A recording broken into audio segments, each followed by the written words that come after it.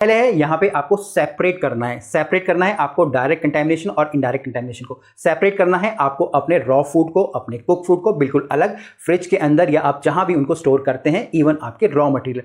दूसरा, आपको अपने यूटेंसिल्स को भी सेपरेट रखना है। मान लीजिएगा आपके जो बर्तन गंदे हैं उनको सेपरेट रखना है, साफ वालों को सेपरेट रखना है। चॉपिंग बोर्ड जो गंदे हैं उनको अलग रखना है, गंदों को धो के रखना है, ठीक है। उसी प्रकार से आपके अपने नाइफ को भी सेपरेट रखना है। आपके जो गंदे नाइफ है, आपके जो साफ नाइफ है, उनको बिल्कुल सेपरेट करना है। हर चीज बिल्कुल आपको सेपरेट यहां पे करनी है।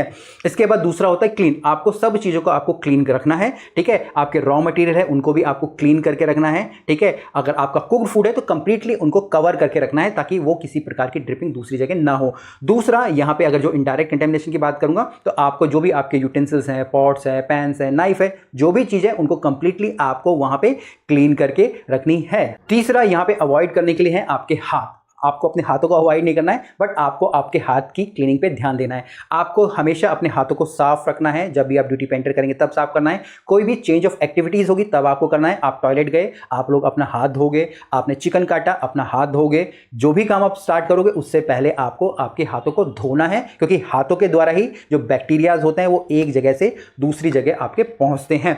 इसके बाद यहाँ पे चौथा पॉइंट आ जाता है, वो आ जाता है आपकी स्टोरेज का। स्टोरेज के अंदर भी आपको जो आपके डायरेक्ट हैं और जो इनडायरेक्ट कंटेमिनेशन है उनको आपको ध्यान में रखना है। अब स्टोरेज के अंदर आपके जो भी रॉ मटेरियल है आपको सेपरेट रखना है अपने कुक्ड से, ठीक है, ताकि उनमें क्रॉस कंटेमिनेशन ना हो। अच्छे से ढक के कवर करके रखना है। सेम स्टोरेज की अगर मैं इनडायरेक्ट में बात करूं, जो भी आपके यूटेंसिल्स हैं, पॉट्स है, पैन्स है, उनको भी आपको सही ढंग से स्टोर करना है, ताकि जैसे कि मान लीजिए अगर आपका कांच का कोई बर्तन है या कांच की कोई बोतल है, वो टूट के आपके खानों में ना गिर जाए। वहीं आपको जो भी कांच के ग्लासेस होते हैं, कांच के बोतल्स होते हैं, किचन में कुछ भी कांच की चीज हमेशा नीचे वाले सेल्फ पे रखना है। अगर वो टूटे तो डायरेक्ट टूट के जमीन पे गिर जाए, ऐसा ना हो कि वो टूट के किसी दूसरे खाने में आए, अगर वो ऊपर की तरफ आपने रखा होगा। पांचवें पॉइंट पे हम लोग आते हैं, जो कि आपका है कुक का। आपको आपके जो भी रॉ मटेरियल है उनको अच्छे से कुक करके रखना है। इंटरनल टेम्परेचर होना आपका बहुत ही ज्यादा यहाँ पे जरूरी है।